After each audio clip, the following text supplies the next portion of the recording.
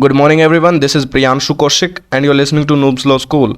In this video, I am going to talk about the visit of Nepal's PM to India. The focus of this video is limited to the news itself. Then I am going to talk about the highlights of this visit, that what are the results of this this visit. Then I'm also going to talk about the relationship which India had shared with Nepal in history, and of course what is the status of that relationship at present. Then I'm going to talk about the future issues and challenges which both these countries are going to face within their relationship with each other. Then I'm going to talk about the conclusion, and then I have prepared certain questions for you which you are supposed to answer and test your ability in the current affairs section. So let me get this video started.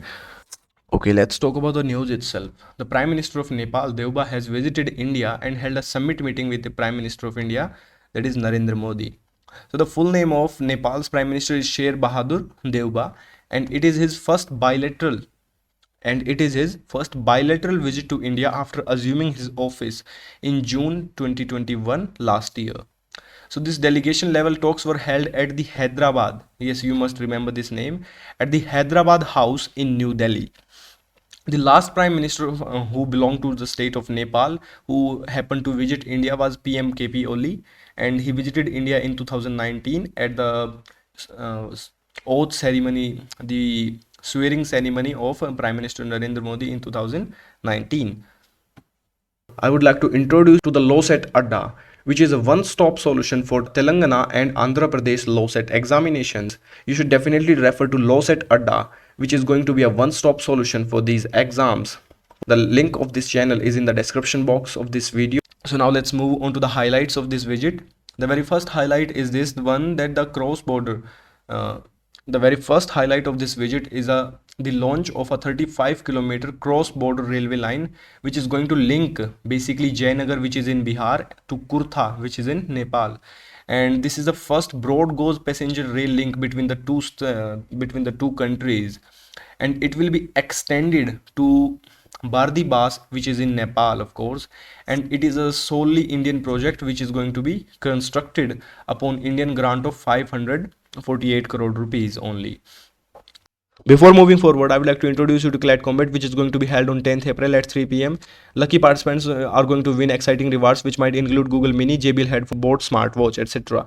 In order to enroll in this one, you need to use my code, that is THRINATH10, in order to unlock this test. There is another series which is called Self-Analysis series, which is for CLAT 2022 students, and it is also free. And in order to unlock this one, you need to use my code, that is THRINATH10. There are batches which are being provided by an academy. The very first one is Target NLU, which is an excellence batch for CLAT 2023 students. It is going to be starting from 6th April, and the mode of language is both Hindi and English.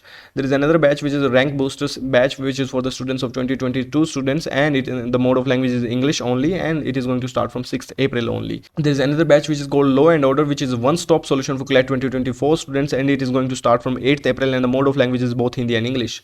Then I would like to tell you that if you buy the Unacademy subscription of mock test series for 1 month, you only need to pay 1000 rupees, and for 1000 rupees you can get 1 month subscription of mock test series, and you can get a 3-month subscription at the rate of 2000 rupees only. In order to get maximum discount, you need to use my code, that is THRINATH10. This is the calendar of mock test series. You can pause the video and see it for yourself. Then I would like to tell you why you should attend full-length mock test series. Basically, the questions are designed and curated by top educators and Unacademy, and if you do score very high, and you do stand chances to win attractive rewards. Then we do have another highlight, that is the Solu corridor, which is a 90-kilometer 132 kV power transmission line, which is going to be built under 200 crore rupees, which are being lent by India to Nepal under the Indian line of credit. So as you might be aware of the fact that even at present there are certain districts in Nepal where electricity is still not a possibility. So this line will help bring electricity to those several remote districts in Nepal. Now let's move on to the other highlights. Another thing which you should be aware of the fact is the RuPay card. So you might already know about the fact that Bhutan, Singapore and UAE, that is United Arab Emirates. So these countries have already allowed the RuPay card to be functional in their countries, and Nepal has also after this visit, Nepal has also allowed the usage of rupee card in its country. So Nepal has now become the fourth country to allow the working of rupee card in this in its country. Now let me talk about another highlight, that is the International Solar Alliance. So if you are not aware about the International Solar Alliance, then I would like to inform you that it is a India led and supported by France, of course, initiative which is basically focused on the solar power. And the headquarter of International Solar Alliance are also in our country, in the state of Haryana, that is the district called Gurugram. So Nepal had signed a framework agreement to join the India-led ISA, that is International Solar Alliance, and Nepal has become 105th member country to sign this agreement in order to become a member of International Solar Alliance. Now let's move on to the relationship history of India and Nepal. So we are already aware of the fact that Nepal is an important neighbor for India, and India is an important neighbor for Nepal. So both the countries have geographical, historical, cultural, and economic linkages that span over centuries. Two of the world's almost oldest religions, that is Hinduism and Buddhism, do share some originating ties in both countries. For example, the birthplace of Buddha, the Lord Buddha, is in Lumbini, which is in Nepal. Lord Shiva, that is a prime deity in the Hindu pantheon. So he have his in Kathmandu. He have his one of the biggest temples, and the Mata Sita, who was the wife of Lord Shri Ram, she was born into Nepal. Of course, she was also born in Nepal. So now we do have roti beti ka rishta with the people of Bihar do have roti beti ka rishta with the Nepalese of the bordering states. So what does roti beti mean? Roti means food and beti means daughter. So in the old times, roti beti ka rishta was basically held between only the people who were of your own status, like a person from rich family marrying and eating with only rich people. So that is called roti beti ka rishta. And then we also are aware of the fact that India Nepal Treaty of Peace and Friendship, which was signed in 1950, it has formed the bedrock of special relationship that currently exists between both the countries, that is India and Nepal. Now let's move on to the relationship status in the present context. So at present, India is Nepal's largest trade partner. Yes, India is the Nepal's largest trade partner at first. Both the countries held a bilateral joint military exercise which is known as Surya Kiran. So you must remember this one, Surya Kiran. India had signed three sister city agreements with Nepal for the twinning. Just a second. For twinning Kathmandu with Varanasi, Lumbini with Bodh Gaya, and Janakpur with Ayodhya. So if you are not aware of the fact that Kathmandu and Varanasi both are special places for Lord Shiva, Lumbini and Bodh Gaya both are associated with Lord Buddha, and Janakpur and Ayodhya are basically associated with Bhagwan Shri Ram and his wife, that is Mata Sita. And we are also aware of the fact that Nepal remains the biggest recipient of India's humanitarian assistance. So you might already know that Nepal is not an ecologically stable country, and this country happens to suffer from lots of natural disasters every year, like floods, earthquakes, and other natural disasters.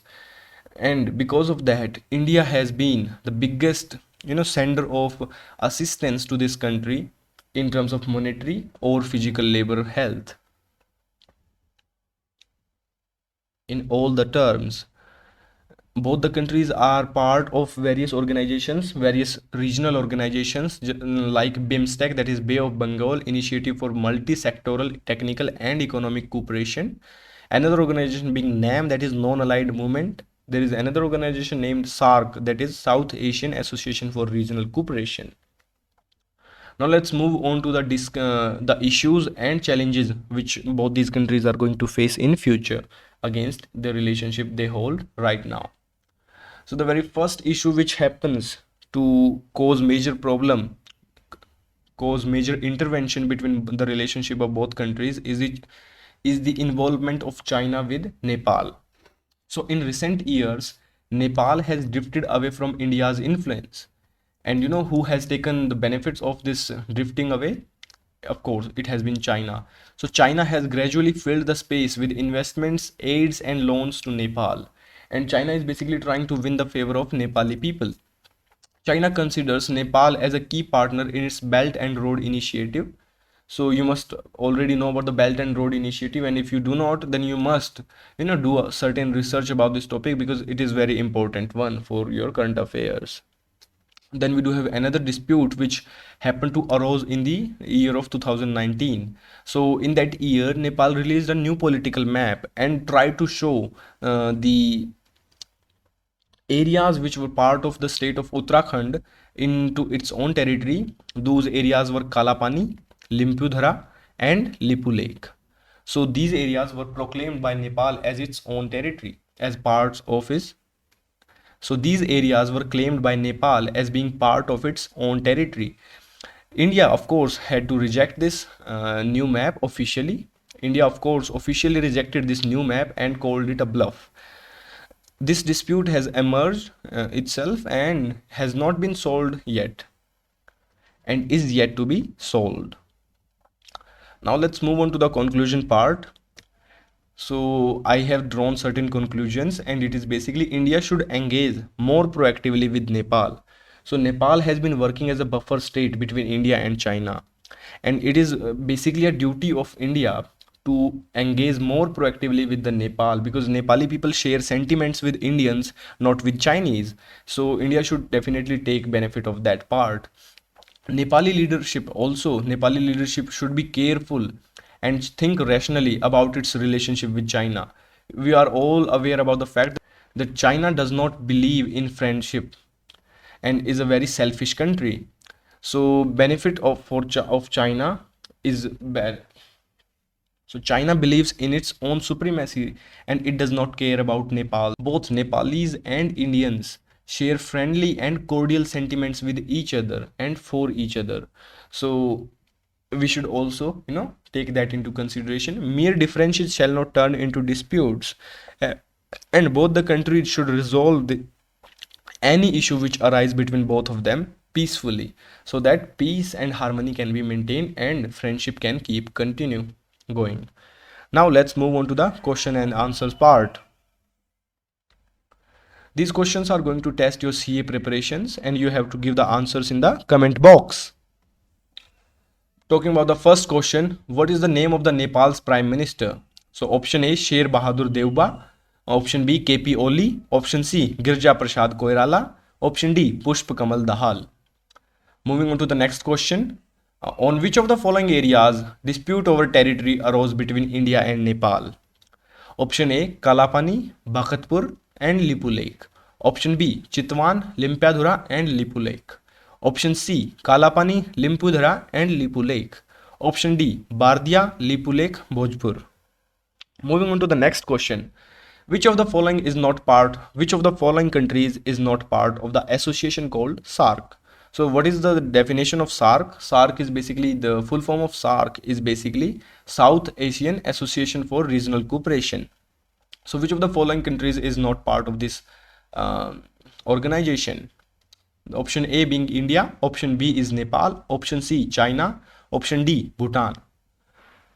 So as this video has finished, and I suppose that you are going to write down the answers of these questions in the comment box, I would like to thank you for watching this video and would request you to subscribe to this channel, and do not forget to press the like button, and also share this video with your friends and people whom you care about and are preparing for various examinations which are associated with, which happen to have current affairs as its topic.